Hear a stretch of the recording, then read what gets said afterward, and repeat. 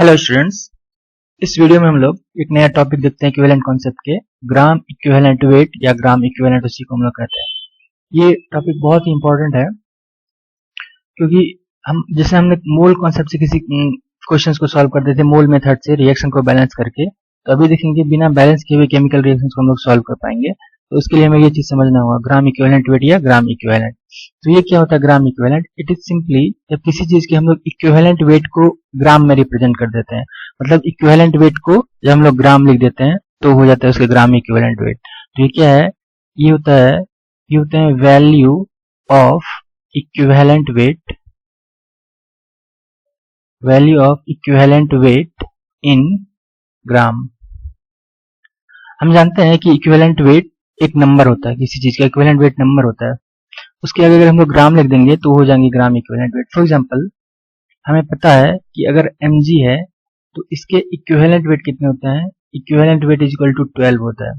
तो अगर हम लिखेंगे कि 12 ग्राम mg, इट मींस कि ये इसके हो गए ग्राम इक्विवेलेंट वेट, ये इसके हो गए ग्राम इक्विवेलेंट वेट या ग्राम इक्विवेलेंट। और 12 ग्राम mg होगा, इसी को हम लोग कहेंगे कि 1 ग्राम इक्विवेलेंट। इसी को हम लोग ये भी कह सकते हैं कि 1 gram equivalent of mg is equal to 12 gram. तो अगर हमारे पास सैंपल में 12 ग्राम mg दिया होगा, इसका मतलब कि इक्विवेलेंट वेट के बराबर है, और ग्राम लगाया हुआ है, इसका मतलब 1 ग्राम इक्विवेलेंट ऑफ mg है। उसी तरह के फॉर एग्जांपल किसी भी एलिमेंट के लिए, फॉर एग्जांपल अगर हमें दिए हुए हैं ऑक्सीजन सिर्फ O, और ये दिए हुए हैं फॉर एग्जांपल हमें दिए हुए हैं ये 8 ग्राम, तो हमें पता है कि equivalent weight of oxygen is equal to 8 होते हैं। तो यहाँ पे क्या क्या है? 8 ग्राम लिख दिया है, इसका मतलब 8 ग्राम है तो ये इसके हो गए 1 ग्राम इक्विवेलेंट या इसके ग्राम इक्विवेलेंट। और इसी 8 ग्राम को हम लोग कहेंगे कि 1 ग्राम इक्विवेलेंट ऑफ ऑक्सीजन है। बात समझ आ रही ना? तो इक्विवेलेंट वेट को जब हम लोग ग्राम लिख देते हैं उसके आगे, उसी वैल्यू को हम लोग कहते हैं 1 ग्राम इक्विवेलेंट। जिस तरीके से मोल एक चीज होता है उसी तरीके से ग्राम इक्विवेलेंट भी एक चीज होता है, किसी भी सब्सटेंस के अमाउंट को रिप्रेजेंट करने का ये तरीका है। तो अब इससे एक फॉर्मूला आता है, वो फॉर्मूला क्या होता है देखते हैं। अगर इसी चीज में हमें फॉर एग्जांपल दिए हुए हैं, हमें क्वेश्चन में दिए हुए हैं किसी क्वेश्चन में कि सपोज 60 ग्राम हमारे पास mg है। अब इसमें अगर हमें पूछ रहा है कि हाउ मेनी ग्राम इक्विवेलेंट्स हैं इसमें, how many gram equivalents are there, mg के कितने ग्राम इक्विवेलेंट है? 60 ग्राम mg में। तो एक चीज याद करिए कि अगर 60 ग्राम हमें mg दिया रहते तो इसके मोल्स हम लोग कैसे निकालते थे? इसके वेट को डिवाइड कर देते थे इसके मोलिकुलर वेट से। तो वेट है 60 ग्राम और mg की मोलिकुलर वेट मुझे पता है 24 होता है, तो 60/24 हो गया इसके नंबर ऑफ मोल्स। उसी तरह ग्राम इक्विवेलेंट होता है, ये हमें फाइंड करने होते हैं। तो ये कैसे फाइंड करेंगे? तो हमें पता है कि mg के 12 ग्राम में 12 ग्राम mg में 1 ग्राम इक्विवेलेंट होता है mg के, ठीक है ना? हमें पता है कि 12 ग्राम अगर mg है, it means 1 gram equivalent mg के हैं। इट मींस कि 1 ग्राम यूनिट ग्राम mg है, तो क्या हो गए 1 डिवाइड बाय 12 ग्राम इक्विवेलेंट हो गए mg के। तो हमारे पास क्वेश्चन में पूछ रहा है कि 60 ग्राम mg है, ये क्या हो जाएंगे? तो ये क्या करेंगे, इसके लिए हमको 60 को 12 से डिवाइड कर देंगे, 60/12 ग्राम इक्विवेलेंट हो गए। इट मींस ये कितने हो गए? ये 5 ग्राम इक्विवेलेंट हो गए mg के। तो 60 ग्राम अगर हमारे पास mg है तो ये कितने आ गए? 60/24 दैट इज 2.5 मोल्स हुए, ये हो गए 2.5 मोल्स। लेकिन कितने ग्राम इक्विवेलेंट आ गए? 5 ग्राम इक्विवेलेंट आ गए। तो ये डिफरेंस है ग्राम निकालने में और ग्राम इक्विवेलेंट निकालने में और मोल निकालने में। तो ग्राम इक्विवेलेंट का मतलब सबसे पहले समझ में आना चाहिए कि किसी चीज के इक्विवेलेंट वेट को हम ग्राम में जब रिप्रेजेंट कर देंगे तो वो हो जाएगा उसका ग्राम इक्विवेलेंट। उसी तरह अगर हमें mg के लिए पूछे, ऑक्सीजन के लिए पूछे, सिर्फ अगर हमें ऑक्सीजन है for example 32 gram oxygen, for example हमें पूछ रहा है कि 32 ग्राम O एटम है, तो इसके हमें पूछ रहे हैं कि नंबर ऑफ ग्राम इक्विवेलेंट कितने हैं, number of gram equivalent is equal to what. तो हम इसी तरीके से निकालेंगे यूनिटरी मेथड से कि हमें पता है कि ऊपर से हमने देखा कि 8 ग्राम अगर है O, तो इसका मतलब है कि 1 ग्राम इक्विवेलेंट है। तो हमें पता है कि 8 ग्राम है तो 1 ग्राम इक्विवेलेंट है। इसका मतलब यूनिट ग्राम होगा तो 1/8 ग्राम इक्विवेलेंट हो जाएंगे।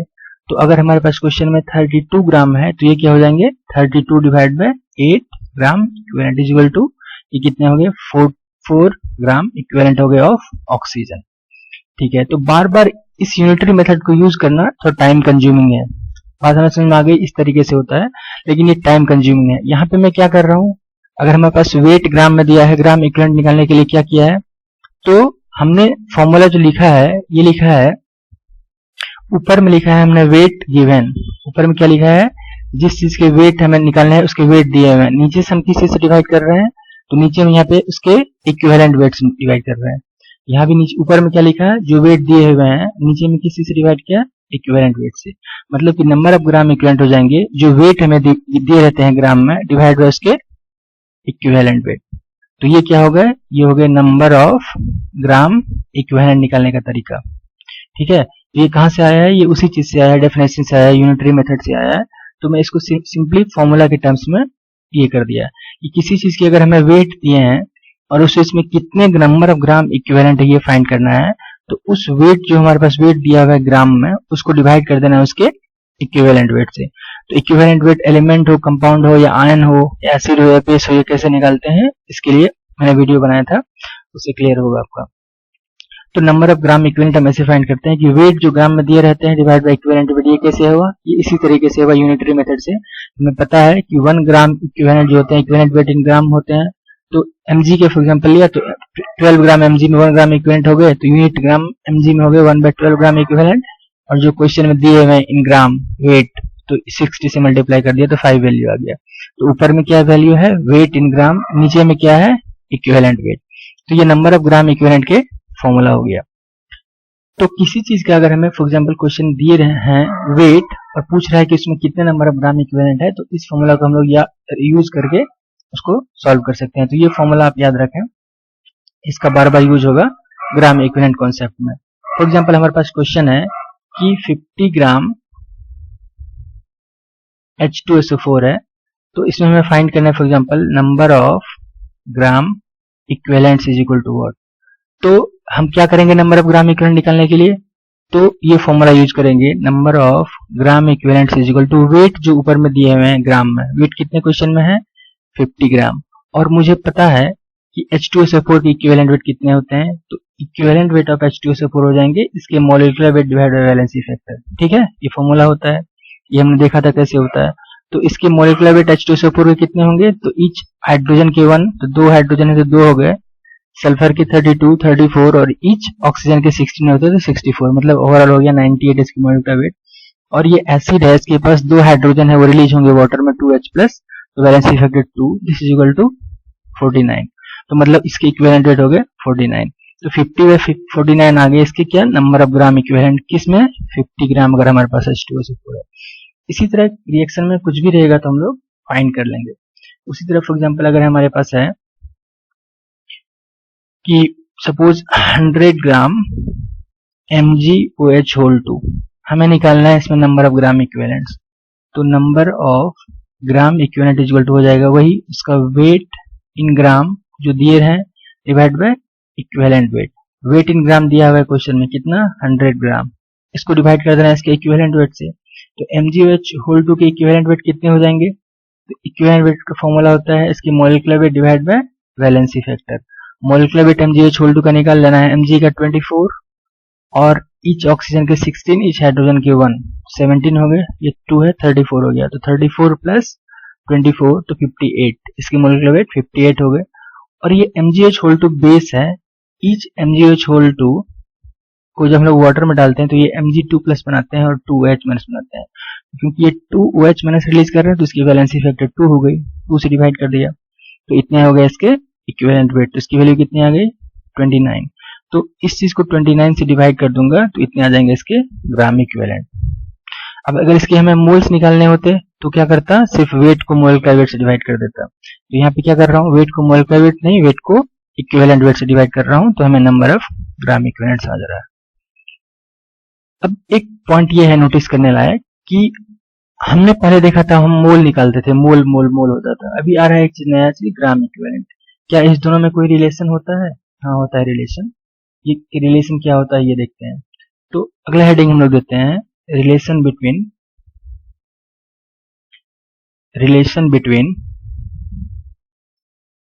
Mole and gram equivalent, mole and gram equivalents. ये कैसे रिलेशन आएगा? तो अभी हमने देखा कि नंबर ऑफ ग्राम इक्विवेलेंट्स, ये actually relation between number of moles and number of gram equivalents का हम देख रहे हैं। तो अभी हमने देखा कि नंबर ऑफ ग्राम इक्विवेलेंट के फॉर्मूला होते हैं वेट, जो ग्राम में हमारे पास क्वेश्चन में दिए रहते हैं, डिवाइड बाय इक्विवेलेंट वेट। ठीक है, तो इसी चीज को मैं लिख सकता हूँ कि weight divide by equivalent wait का फॉर्मूला क्या होता है? Molecular weight divide by valency factor. ठीक है, तो अब ये क्या हो जाएगा? वैलेंसी फैक्टर ऊपर चले जाएंगे, मतलब क्या हो गया? Weight divide by molecular weight into valency factor. Number of gram equivalent जो हो गए weight divide by molecular weight into valency factor. इस वेट बाय मॉलिक्यूलर वेट को हम लोग क्या कहते हैं? Number of moles. Number of moles ऐसे ही फाइंड करते थे, हो गया number of moles into valency factor. तो नंबर ऑफ ग्राम इक्विवेलेंट के फॉर्मूला आ गया number of gram equivalent is equal to number of moles into valency factor. तो किसी क्वेश्चन में अगर हमने नंबर ऑफ मोल्स फाइंड कर लिया है तो उसको वैलेंसी फैक्टर से मल्टीप्लाई कर दें तो भी आ जाएगा हमारे नंबर ऑफ ग्राम इक्विवेलेंट। तो नंबर ऑफ ग्राम इक्विवेलेंट निकालने के दो फॉर्मूला आ गए। क्या? एक ये आया है number of moles into valency factor, और दूसरा ये जो पहले था weight given in gram divide by equivalent weight. इन दोनों में से किसी फॉर्मूला का यूज करके हम number of gram equivalent find कर सकते हैं। तो एक्चुअली इसी फॉर्मूला से ये फॉर्मूला आया है, सेकेंड फॉर्मूला फर्स्ट फॉर्मूला से आया है। तो हमें एक ये फॉर्मूला याद करने होंगे, सेकेंड ये फॉर्मूला याद करना होगा। इसी दोनों को यूज करके क्वेश्चंस में इसी दोनों का यूज होगा न्यूमेरिकल्स को सॉल्व करने में। दोनों चीज याद रहना चाहिए कि क्वेश्चन में नंबर ऑफ ग्राम इक्विवेलेंट कैसे फाइंड किया जाएगा? ये फाइंड किया जाएगा number of moles into valency factor या वेट बाय इक्विवेलेंट वेट, दोनों से सेम रिजल्ट आएंगे। फॉर एग्जांपल हम देखते हैं कि हमारे पास क्वेश्चन है कि रिएक्ट कर रहे हैं फॉर एग्जांपल HCl और HCl रिएक्ट कर रहे हैं फॉर एग्जांपल NaOH के साथ, इससे बन रहे हैं NaCl एंड H2O, ऐसे यूज होगा। तो फॉर एग्जांपल अगर इसके दिए हुए हैं 2 ग्राम, तो इसके मोल्स कितने होंगे? सबसे पहले मैं ये निकालता हूं, इसके मोल कितने होंगे? तो मोल हो जाएंगे इसके वेट 2 डिवाइड बाय इसके molecular weight 36.5। Number of moles इतने आ गए। नंबर ऑफ ग्राम इक्विवेलेंट कितने होंगे? नंबर ऑफ ग्राम इक्विवेलेंट इसके हो जाएंगे ये मोल इनटू वैलेंसी फैक्टर, मतलब 2 डिवाइड बाय 36.5, क्योंकि नंबर ऑफ ग्राम इक्विवेलेंट का फॉर्मूला होता है number of moles into valency factor. 2 by 36.5 हमने मोल्स निकाला था, इनटू इसकी वैलेंसी फैक्टर से मल्टीप्लाई कर देना है। तो HCl के पास 1 हाइड्रोजन है, ये 1 हाइड्रोजन रिलीज कर रहे हैं इसमें, तो वैलेंसी फैक्टर 1 हो गया। इसका मतलब number of gram equivalent number of moles बराबर हो गया 36.5 ग्राम इक्विवेलेंट भी इतने हो गए। तो जब किसी चीज का वैलेंसी फैक्टर इक्वल टू 1 है, इसका मतलब जितने उसके मोल्स होंगे उतने ही ग्राम इक्विवेलेंट्स होंगे। अगर किसी का वैलेंसी फैक्टर 2 है तो जितने उसके मोल्स होंगे उसके 2 टाइम्स हो जाएंगे उसके ग्राम इक्विवेलेंट। अगर किसी का वैलेंसी फैक्टर 3 है तो जितने मोल्स हैं उसके 3 टाइम्स हो जाएंगे नंबर ऑफ ग्राम इक्विवेलेंट्स। तो ये मोल और ग्राम इक्विवेलेंट के बीच का रिलेशन था और ये बहुत इंपॉर्टेंट है। इस चीज का यूज आएगा लॉ ऑफ केमिकल इक्विवेलेंस या टाइट्रेशन में या कभी भी, तो इस चीज को समझना जरूरी है और इस रिजल्ट को याद रखना जरूरी है। इस टाइप के क्वेश्चंस आते रहेंगे। अब हम आगे बढ़ते हैं कि हमने ग्राम इक्विवेलेंट क्यों पढ़ा। फॉर एग्जांपल अगर हमारे पास कोई क्वेश्चन है कि सपोज कि MnO4 माइनस है प्लस C2O4 माइनस है, इससे बन रहे हैं for example MnO2 plus CO2। ये केमिकल रिएक्शन है, ये पूरा रिएक्शन नहीं है, रिएक्शन का कुछ पार्ट्स दिया हुआ है। तो अगर फॉर एग्जांपल इसके दिए हैं कि 50 ग्राम रिएक्ट कर रहे हैं तो पूछ रहा है कि find the weight of this produced, इसके वेट कितने प्रोड्यूस होंगे ये फाइंड करने हैं।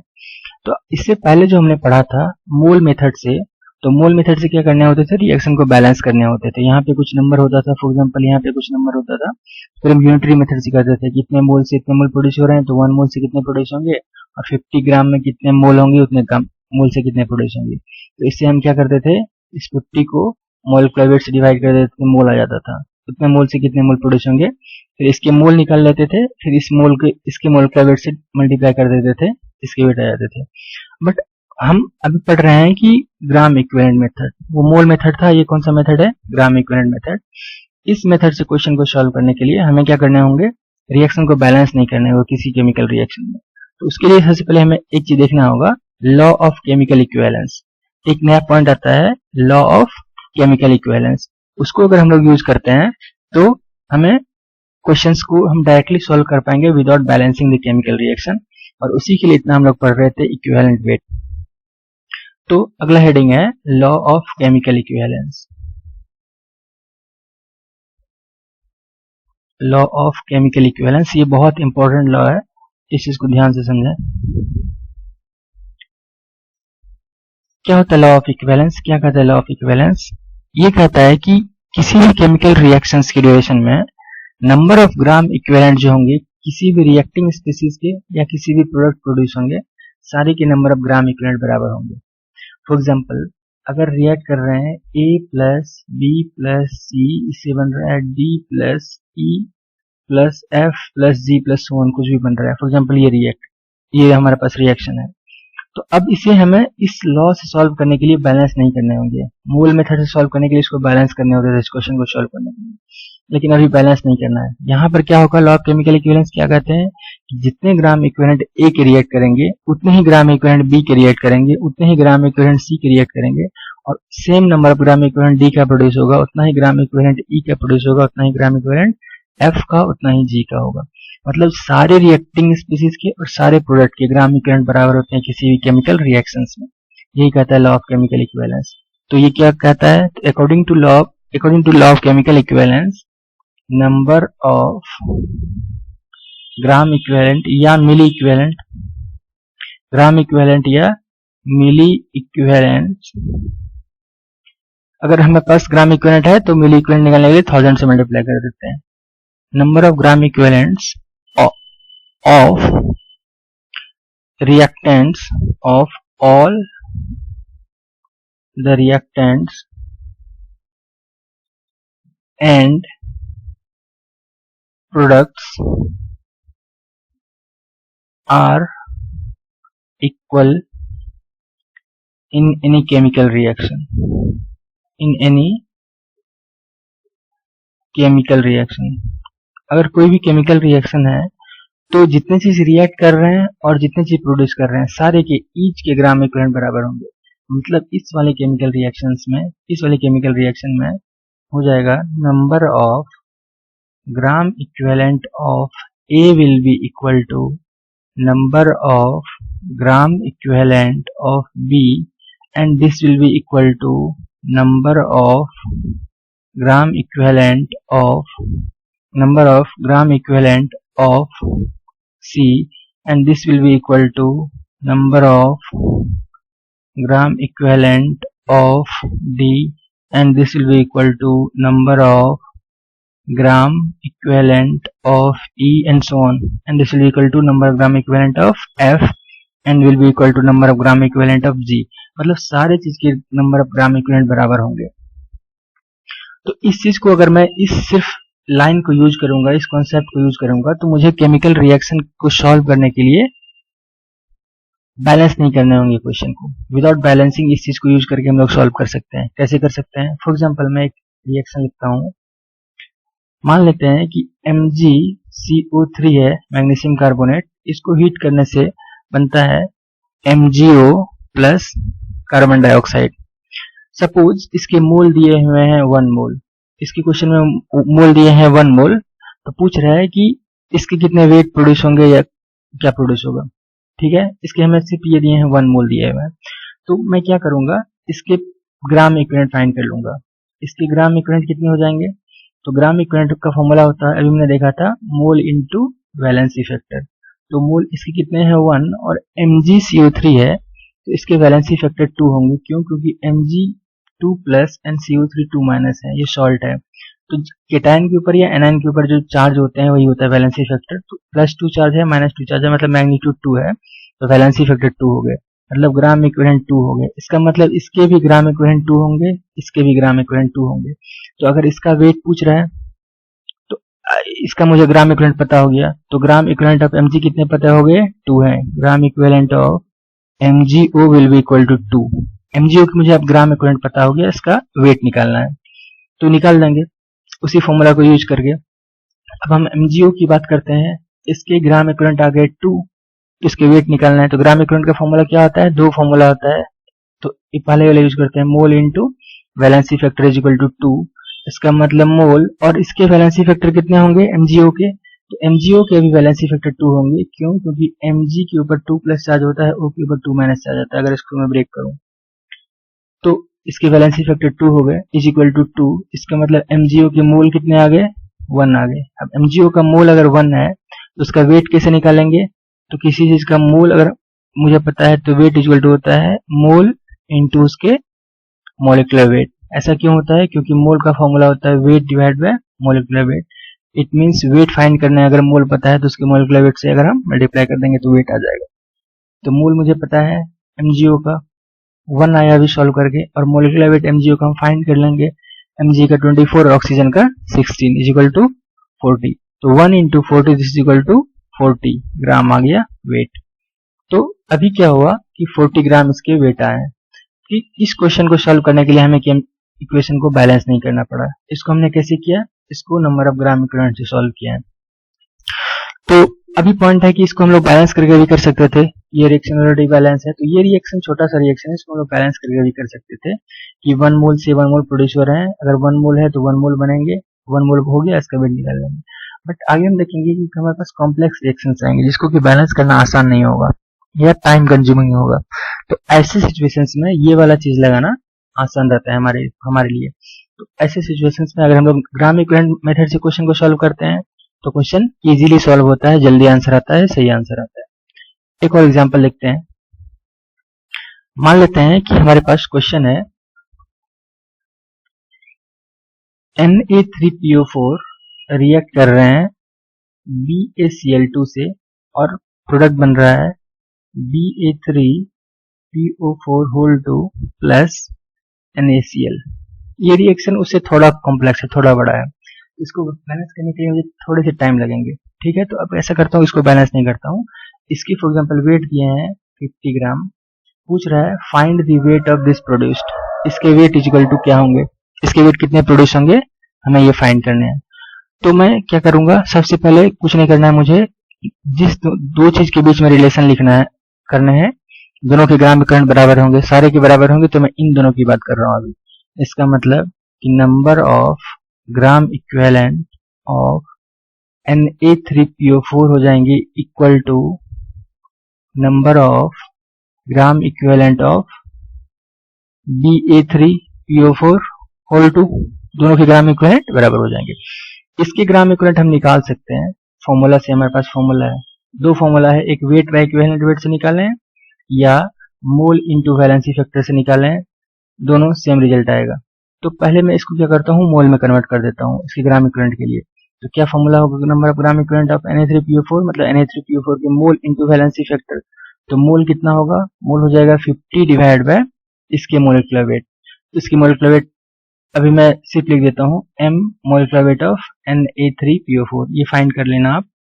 इसमें हमें यूज करना है सोडियम के, यूज करेंगे हम 23 अप्रॉक्स ईच सोडियम के, और ईच फॉस्फोरस के यूज करना है अप्रॉक्स 30.5। तो 30 अभी रफली लेते हैं 30, और ईच ऑक्सीजन के 16।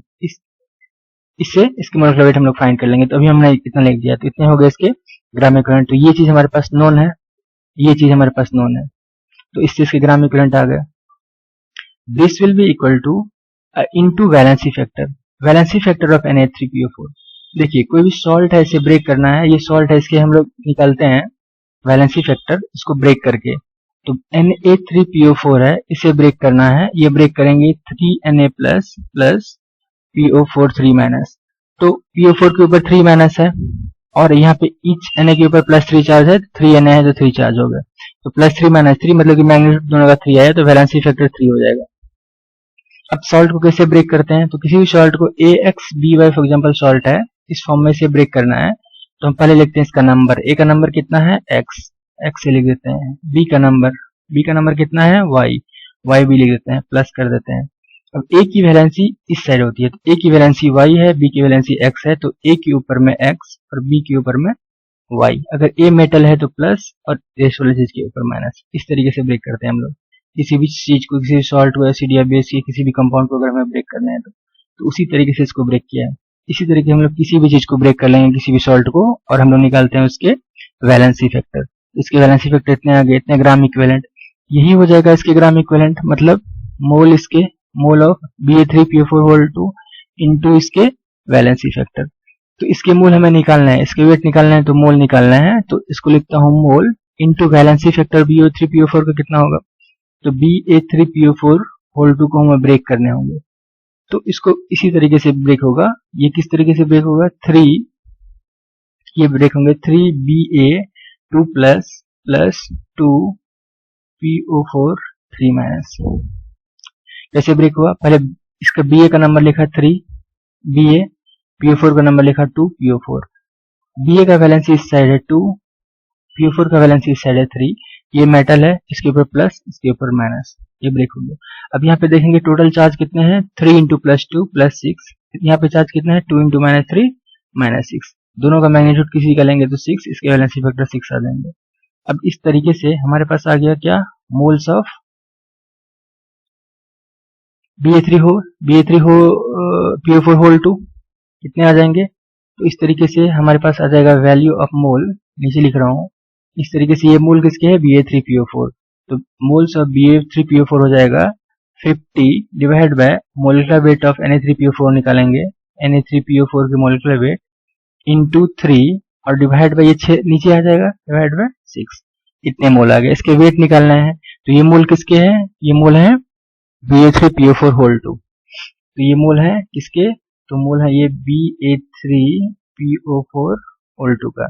इसके वेट कितने आ जाएंगे, इसके वेट होंगे मोल इंटू मोलिकुलर वेट, तो mole 50 by molecular weight of Na3PO4 into 3 by 6 into molecular weight of Ba3PO4, वो हमें कैलकुलेट कर लेना है, into molecular weight of Ba3PO4 whole 2 into molecular weight of Ba3PO4 whole 2, ये calculate कर लेंगे, question में दिया रहेगा। ईच Ba का मोलिकुलर वेट को 3 टाइम्स मल्टीप्लाई करेंगे, ईच फॉस्फोरस और ईच ऑक्सीजन का ऐड करके 2 टाइम्स करेंगे, जो भी होगा। इसमें सारे वैल्यू हमारे पास नॉन रहेंगे, इस तरीके से वेट आ गया। तो अभी क्या हुआ, क्वेश्चन को हमने सॉल्व किया without balancing this chemical reaction, इस रिएक्शन को बैलेंस किए बिना हमने कर दिया। तो कैसे किया, ग्राम इक्विवेलेंट को इक्वेट करके, लॉ ऑफ केमिकल इक्विवेलेंस से। तो किसी भी रिएक्शन के ड्यूरेशन में नंबर ऑफ ग्राम इक्विवेलेंट बराबर होते हैं, तो इस चीज को हमें ध्यान रखना होगा। अब इस चीज को मैं फिर से एक बार बता देता हूँ कि किसी भी सॉल्ट का वैलेंसी फैक्टर कैसे निकालते हैं, सॉल्ट को ब्रेक करके, सॉल्ट को हम ब्रेक कर देंगे और जो चार्ज आएगा टोटल कैटायन पर या एनायन पर, वो वैल्यू इसका वैलेंसी फैक्टर होता है।